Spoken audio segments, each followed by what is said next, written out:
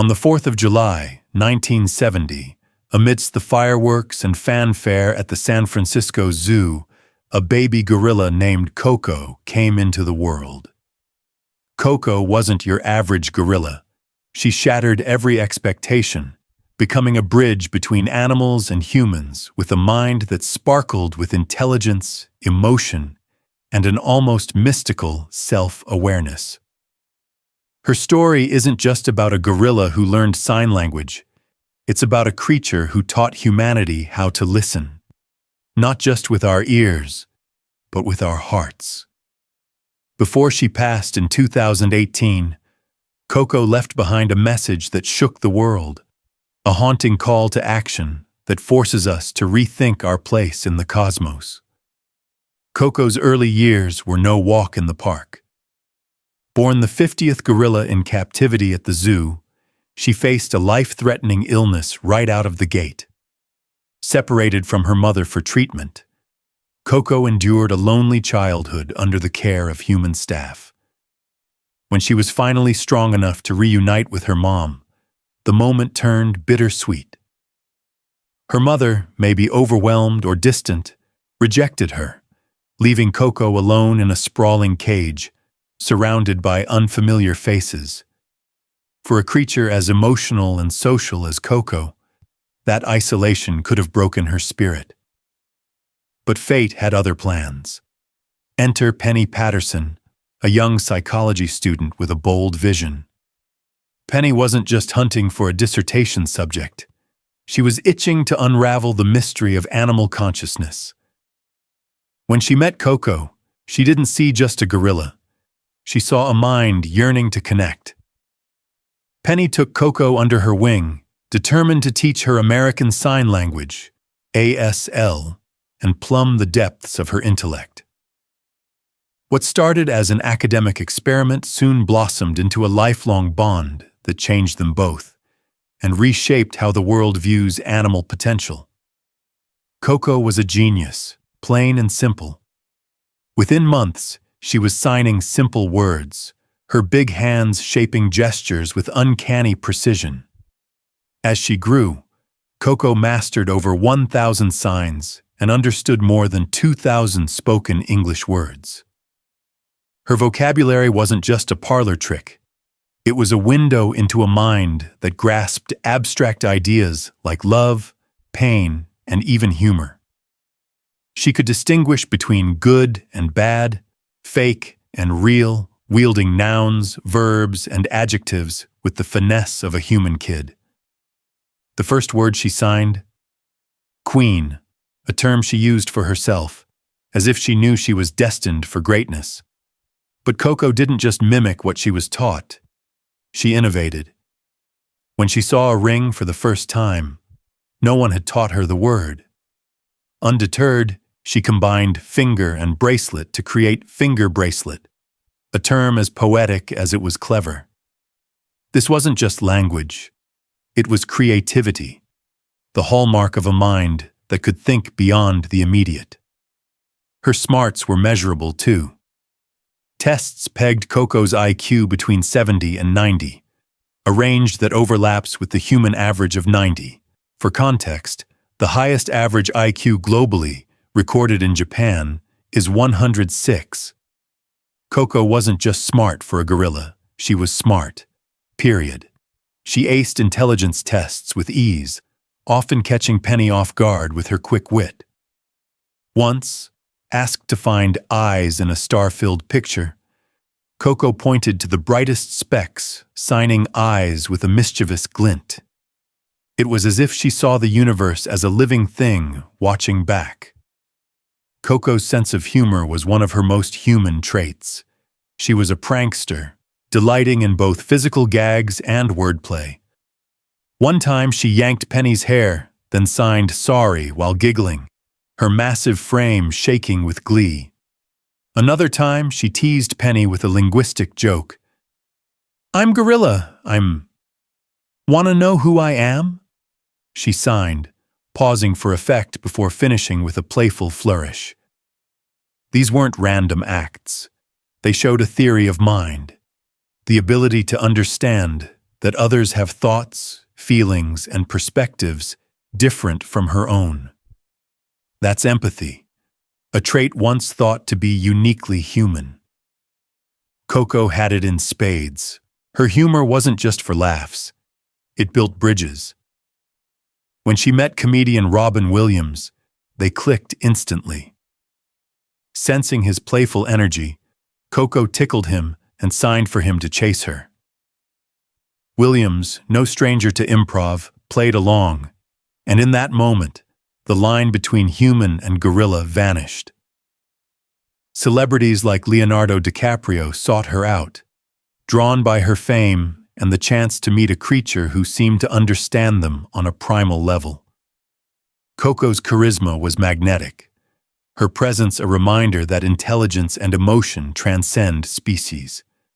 Koko's self-awareness was perhaps her most jaw-dropping quality. At 19, she passed the mirror test, a benchmark of self-recognition that most animals flunk. When a gorilla sees its reflection, it typically assumes it's another gorilla and reacts with aggression or confusion. Not Koko. She knew it was her right away, often studying her reflection with curiosity, as if pondering her own existence. She even snapped a mirror selfie, an iconic image that landed on the cover of National Geographic. That photo wasn't just cute. It was a declaration of consciousness, a gorilla claiming her identity in a human-dominated world. Her self-awareness extended to emotions. Koko loved movies, and her reactions revealed the depth of her inner world. Her favorite was an Italian film, Tea with Mussolini. In its saddest scene, when a child bids farewell to family, Koko would turn away, unable to bear the pain. Watching Jurassic Park, she got so spooked by the dinosaurs that she approached her toy dinosaurs warily, as if they might spring to life. These weren't just reactions. They were proof of a mind that could imagine, feel, and fear, just like us. Koko's capacity for love was boundless, nowhere clearer than in her bond with her pets. One Christmas Eve, she signed to Penny that she wanted a kitten. Penny, worried Koko's strength might harm a tiny animal, offered a stuffed monkey instead. Koko wasn't fooled. She tossed it aside, signed sad, and insisted on a real cat.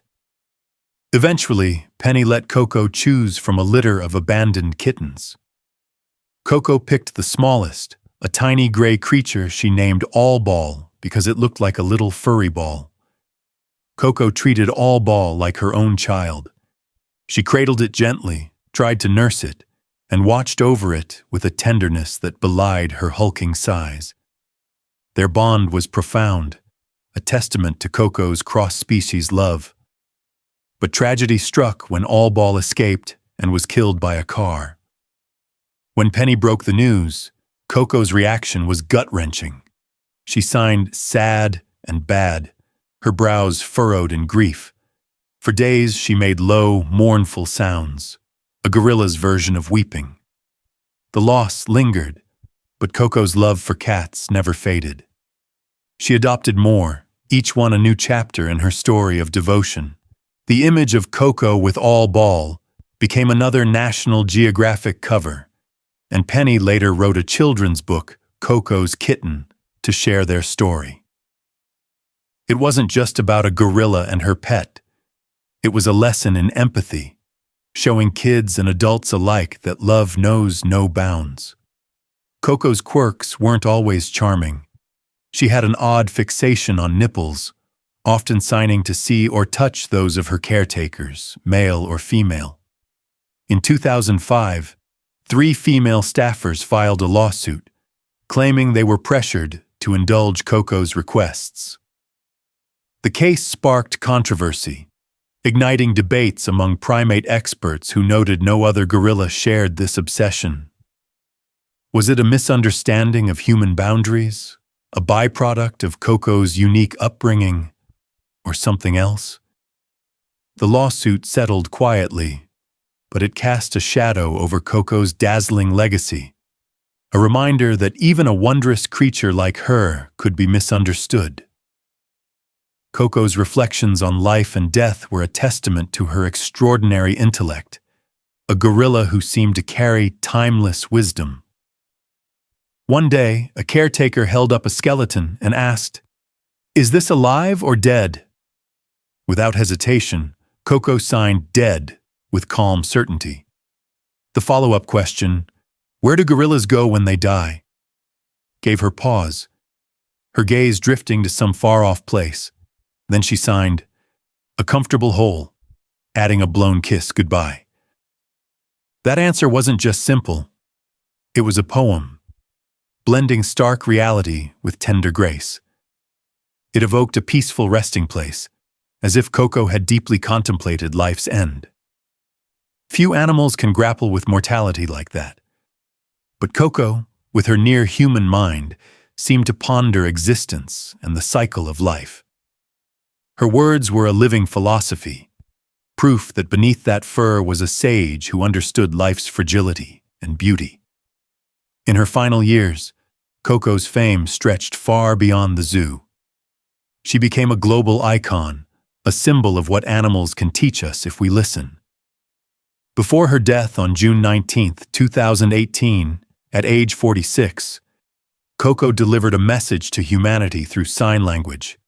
It was a plea, urgent and raw, as if she knew her time was running out. She signed, "I am gorilla. I am flowers, animals, I am nature. Gorilla Koko love, earth Koko love. But people foolish, foolish. Koko sorry, Koko cry. Time hurry. Fix earth, help earth, hurry." Simple words, but their weight was immense. Koko wasn't just speaking for herself. She spoke for the planet, for animals, for the future. Her message was a wake-up call, a gorilla's indictment of humanity's carelessness. She saw the world's beauty, flowers, animals, nature, and saw humanity's failure to protect it. Her call to fix Earth wasn't abstract. It was a demand for action, delivered with the urgency of someone who knew what was at stake. Koko passed away in her sleep, her big heart finally at rest. But her message lives on, echoing in the hearts of those who hear it. She wasn't just a gorilla who signed. She was a teacher, a friend, a philosopher who showed us that intelligence, love, and responsibility transcend species. Koko's life was a mirror, reflecting our greatest potential and our capacity to fail. Her challenge to fix Earth is one we must answer. Will we listen?